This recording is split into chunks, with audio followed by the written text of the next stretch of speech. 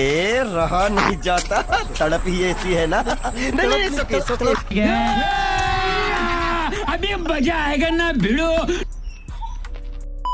তো কেমন আছে সবাই, welcome back to a brand new video. আজকের ভিডিওটা একটু ডিফারেন্ট। এই পার্কটা কিন্তু আমি আমার চ্যানেলে এখনও পর্যন্ত কোনোদিন রিভিউ করিনি।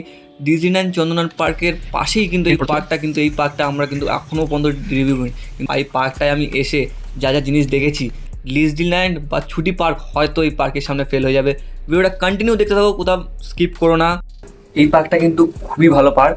এই পার্কটা আগে আমি রিভিউ করিনি, কেন কি আমি আগে ভাবতাম যে অত এখানে সেরকম কাপলস আসে না, কেউ আসে না, তাই আমি আগে ওখানে ভিডিও করিনি। এই পার্কটা আমি এসছি আগেও, কিন্তু ভিডিও আমি আপলোড করিনি। কিন্তু এখন যখন এই পার্কটা আমি এসছি, এখানে যে সোজাই লম্বা রাস্তাটা তোমার দেখতে পাচ্ছ, এটা পুরো লম্বা রাস্তা এবং শেষ হয়ে যায় পার্কের এখানে 1-2 কিলোমিটার এরকম লম্বা রাস্তা আছে।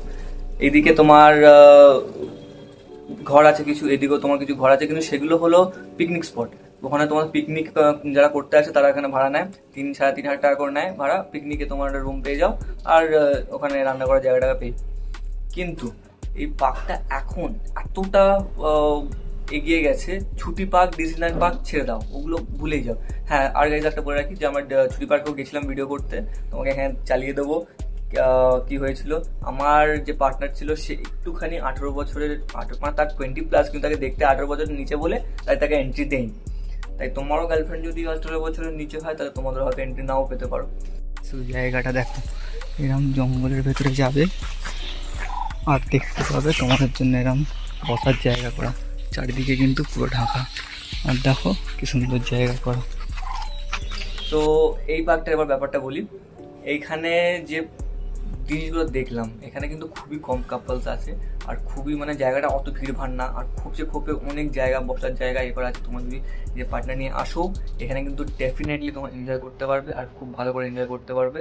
ভিডিওটাকে পুরো দেখো, কন্টিনিউ পর্যন্ত, লাস্ট পর্যন্ত দেখো, কন্টিনিউ করো, কোথাও স্কিপ করো না।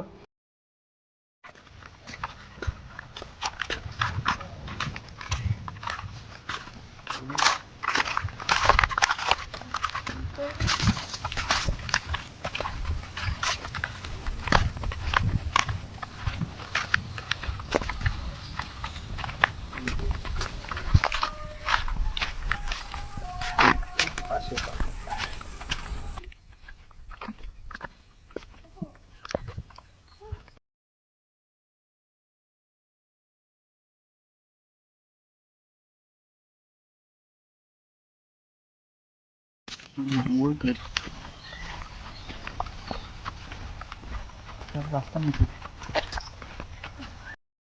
জায়গাটা দেখো, এদিকে এরম আর এরম একটা রুম, আশেপাশে দূর দূরান্তে কিন্তু কেউ নেই। ভাবতেই পারছো পার্কটা কতটা শুনশান, আর এখানে কিন্তু টোটালি সেফ।